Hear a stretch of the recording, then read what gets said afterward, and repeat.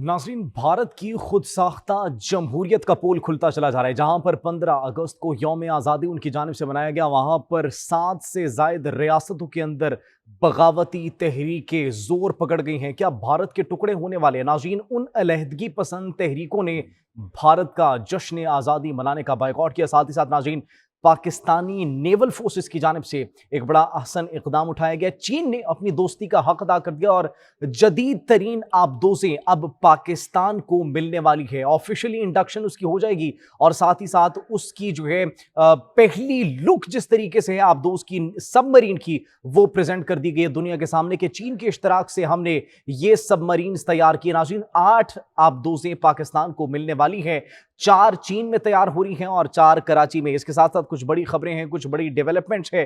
अब इस्लामाबाद के अंदर जो दिफाई नुमाइश हुई थी, उसमें पाकिस्तान ने कुछ ऐसे गेम चेंजर वेपन्स को प्रेजेंट किया है और जब उन गेम चेंजर वेपन्स को देखा गया दुनिया की जानिब से, अवाम की जानिब से, तो हर एक के चेहरे पर तासुरात भी अजीब थे और एक ही सवाल था कि क्या पाकिस्तान के पास ऐसी टेक्नोलॉजी मौजूद है? अगर पाकिस्तान के पास ऐसी टेक्नोलॉजी मौजूद है तो फिर अभी तक आखिर ये टेक्नोलॉजी कहां पर थी? नाज़रीन, सरप्राइजेस का सिलसिला भारत को जो हम दे रहे हैं वो जारी और सारी है। ट्रंप की और प्यूटन की मुलाकात अलास्का में हुई है, वो कितनी नतीजा खेज साबित हुई? भारत पर मजीद टेरिफ्स आयद होंगे या फिर नहीं? ये तमाम तर बातें करेंगे अपने आज के इस व्लॉग में। आप सब पर सलामती हो, मुझे जवाद यूसुफ कहते हैं। नाज़रीन, सबसे पहले बात करते हैं कि भारत में नागालैंड में, मिजोरम में और आसाम में और दीगर रियासतें जो हैं जो कि अलहदगी चाहती हैं भारत से, अलहदगी पसंद तहरीकें वहाँ पर जो है मुतहर्रिक हो चुकी हैं। और जहाँ भारत पर यौम आज़ादी मनाया गया 15 अगस्त को, वहाँ पर इन तहरीकों ने और इन रियासतों ने बाइकआउट किया भारत के यौम आज़ादी पर। और न सिर्फ बाइकआउट किया बल्कि अपनी आज़ादी का मुतालबा भी किया। इसकी एक मिसाल नाज़रीन हम आपको देते हैं कि सिलीगुड़ी कॉरिडोर से जो 7 रियासतें भारत को अलहदा करती हैं, वहाँ पर सबसे ज़्यादा ये अलहदगी पसंद तहरीकें मुतहर्रिक हो चुकी हैं। और सिर्फ यही नहीं बल्कि वो जोर इस तरीके से पकड़ चुके हैं कि वो भारत से अलहदा होना चाहते हैं। और ये सबसे बड़ा खतरा है भारत के लिए, क्योंकि सिलीगुड़ी कॉरिडोर से जो सेपरेट करती है भारत को वो 7 रियासतें, बीच में आता है बांग्लादेश। अब एक साइड पे बांग्लादेश और वो 7 रियासतें लैंडलॉक्ड है, एक तरफ भूटान है, एक तरफ चाइना, एक तरफ बांग्लादेश, और फिर ये छोटी सी एक पट्टी है जहां पर सिर्फ भारत के साथ वो कनेक्शन उनका बिल्डअप होता है। अब नाज़रीन, भारत के लिए खतरा इसलिए है क्योंकि कहा यह जा रहा था कि पाकिस्तान की और चीन की दिफाई शराकतदारी बांग्लादेश के साथ मजबूत हो चुकी है। न सिर्फ मजबूत हुई है बल्कि मुश्तरका एक बेस के कयाम की बातें भी ज़ेरे गर्दिश थी। नाज़रीन, ये खबरें जैसी ही मौसूल हुई भारत को, तो भारत ने वहां पर S-400 अपना रूसी जो एयर डिफेंस सिस्टम है वो वहां पर डिप्लॉय कर दिया। वहां पर मशक़ें होती हैं, अपनी बटालियंस को, अपनी मिलिट्री को वहां पर भेजा जाता है और ये शो करवाया जाता है कि हम यहाँ पर मौजूद हैं और इस इलाके को हमसे कोई भी छीन नहीं सकता। लेकिन नाज़रीन, अब ये अलहदगी पसंद तहरीकें, ये तंजीमें जो है मुतहर्रिक हो चुकी हैं और भारत के लिए खतरे की घंटी एक जो है वो बज चुकी है। नाज़रीन, सिर्फ यही नहीं बल्कि अब मणिपुर में जो हादिया तनाज़े हुए थे, नस्ली फसादात, सैकड़ों हलाकतें और वहाँ पर लाखों अफराद जो बेघर हुए थे, अब वहाँ पर भी हालात जो है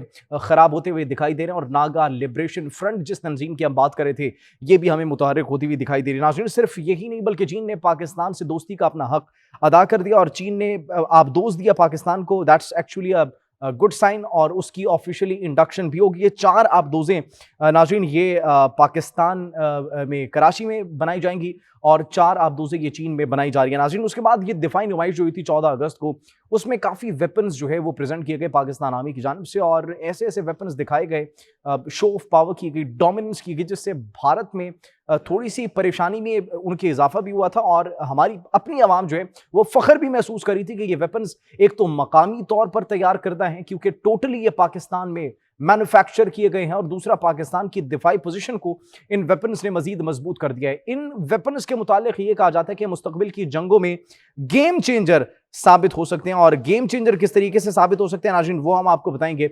सबसे पहले तो हमारे पास जो एक पाकिस्तान एयर डिफेंस कोर के पास एक गन है, ऑर्लिकन 35mm, ये 20 कैनन एंटी एयरक्राफ्ट गन है।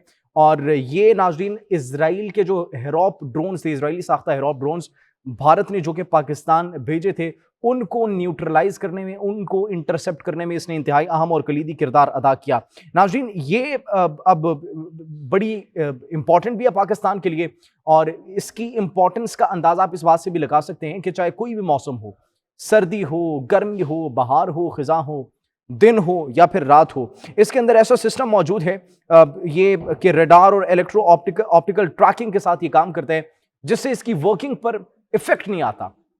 ये हर सीजन में, ये हर मौसम में, सर्दी में, गर्मी, बहार, खिजा, दिन रात, हर तरीके से वर्किंग कर सकती है और बड़ी पायदार साबित होती है नाज़रीन दुश्मन के ड्रोन्स को न्यूट्रलाइज करने के लिए, इंटरसेप्ट करने के लिए। नाज़रीन अब सवाल ये है कि क्या ये सिर्फ ड्रोन्स को इंटरसेप्ट करती है, ड्रोन्स को न्यूट्रलाइज करती है? तो नहीं, ये ड्रोन्स को इंटरसेप्ट और न्यूट्रलाइज करने के लिए इस्तेमाल की जाती है, साथ ही साथ रॉकेट्स को, इसके साथ हेलीकॉप्टर्स को निशाना बनाने के लिए भी ये इस्तेमाल की जा सकती है और मिसाइल्स को भी इंटरसेप्ट करने के लिए इसका इस्तेमाल किया जा सकता है। नाज़रीन सिर्फ यही नहीं, बल्कि एक और हमारा जो ड्रोन है जिसने भारत की परेशानी में मजीद इजाफा कर दिया, वो एक्चुअली है YIHA यीहा-3 कामिकाज़े ड्रोन। नाज़रीन ये चीन के शराकतदारी से तैयार किया गया एक ड्रोन है पाकिस्तान के पास, और ये भी बड़ा एक ज़बरदस्त ड्रोन है। और इसके साथ साथ इसकी खुसूसियात के बारे में अगर बात की जाए नाज़रीन, ये कितना वजन ले जाने की सलाहियत रखते हैं, तो तकरीबन 4000 से ज़ायद किलोग्राम ये बारूदी मवाद ले जाने की सलाहियत रखते हैं। सिर्फ यही नाज़रीन, बल्कि इसकी अपनी जो वजन की कैपेसिटी है वो तकरीबन 200 से 250 किलोग्राम इसका अपना वजन होते हैं बारूदी मवाद ले जाने के अलावा। और इसकी रेंज की अगर बात की जाए तो 1000 किलोमीटर तक ये रेंज इसकी परवाज कर सकता है। 6 से 8 घंटे तक मुसलसल कॉन्टिन्यूस ये फ्लाइट कर सकता है, और उसके बाद इसकी रफ्तार जो है 200 से 300 किलोमीटर जो है वो बताई जाती है। इसके अंदर खुदकार टारगेटेड सिस्टम है, ये भी नहीं, चाहे रात हो, अंधेरा हो, दिन हो, हर तरीके से इसके अंदर जो इंफ्रारेड सेंसर्स लगे हुए हैं, इलेक्ट्रो ऑप्टिकल सिस्टम्स इसके अंदर जो नस्ब किया गया है, GPS सिस्टम जो नस्ब किया गया है, उसकी मदद से ये कामयाबी से अपने हदफ को निशाना बनाती है। और अगर कोई हदफ आ भी रहा होगा हमारी तरफ, तो फिर ये उसको भी डिटेक्ट कर लेगी। इसके अंदर इस तरीके से जदीद तरीन निज़ाम जो है वो नस्ब किया गया। नाज़रीन फिजा के अंदर आपने कभी स्नाइपर का नाम सुना होगा।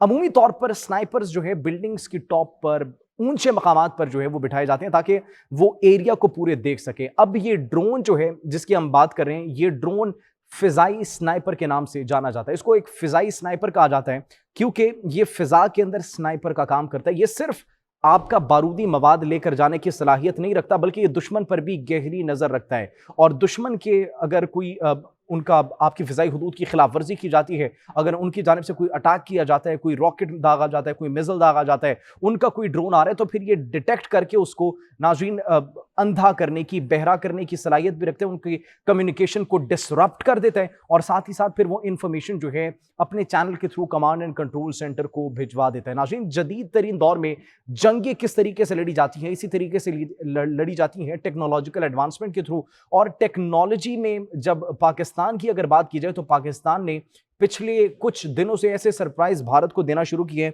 जिसको भारत मेरे ख्याल से बर्दाश्त नहीं कर पा रहा। और नाज़रीन अब पाकिस्तान के पास ये जदीद तरीन सिस्टम भी मौजूद है। अब पाकिस्तान के नाज़रीन आखिरी सरप्राइज की बात की, जो आखिरी सरप्राइज भारत को दिया गया है पाकिस्तान की जानिब से, वो एक ऐसी आर्टिलरी का, एक ऐसी तोप है जिसको द बैटलफील्ड क्वीन कहा जाता है। द बैटलफील्ड क्वीन, जंगी मैदान की मलिका। जी हाँ नाज़रीन, SH हावर्ड्स इसको कहा जाता है, और इसका बनाने वाला मुल्क भी चीन है, जो कि पाकिस्तान के पास है। नाज़रीन ये एक जदीद सेल्फ प्रोपेल्ड 155 mm हॉविट्जर है, खुदकार तोप है।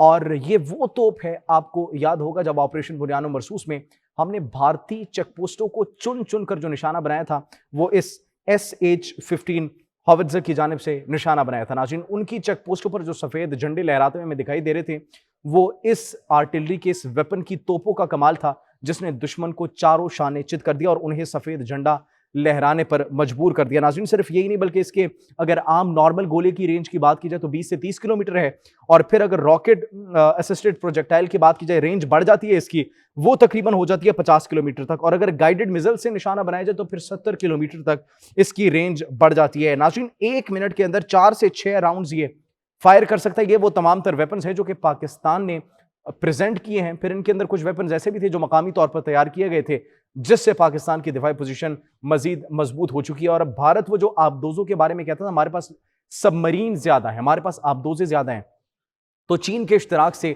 ये जो आबदोजें हमने बना ली हैं, 4 कराची में डेवलप हो रही हैं और 4 चाइना में जो है वो बन रही है, जिसकी ऑफिशियली तस्वीर भी आ चुकी हैं। ये नाज़रीन भारत के लिए एक बहुत बड़ा सरप्राइज है। भारत अब देखना यह है कि बैनुल-अक़वामी मामलात को ठीक करने की कोशिश करता है, क्योंकि पुतिन और डोनाल्ड ट्रंप की जो मुलाकात हुई है उसमें क्लियर कट एक पैगाम दे दिया गया था कि अभी तक वो जंग बंदी के ऊपर जो है प्रॉपर तरीके से बात नहीं हुई, हाँ लेकिन ताल्लुकात में पेशरफ्त जरूर हुई है। अब ये यूक्रेनी सदर पर डिपेंड करता है कि वो किस तरीके से मामलात को आगे लेकर चलेंगे। उसके बाद फिर ट्रंप डिसाइड करेंगे कि रूसी सदर से दूसरी मुलाकात करनी है या फिर नहीं करनी है। दोनों सूरत हाल में नाज़रीन भारत को रगड़ा मिलने वाला है, क्योंकि भारत पर तारीख का सबसे बड़ा टेरिफाइड हो चुका है। आप इस बारे में क्या सोचते हैं? कमेंट सेक्शन में जरूर बताइएगा। अपना बहुत ख्याल रखिए। अल्लाह निगहबान।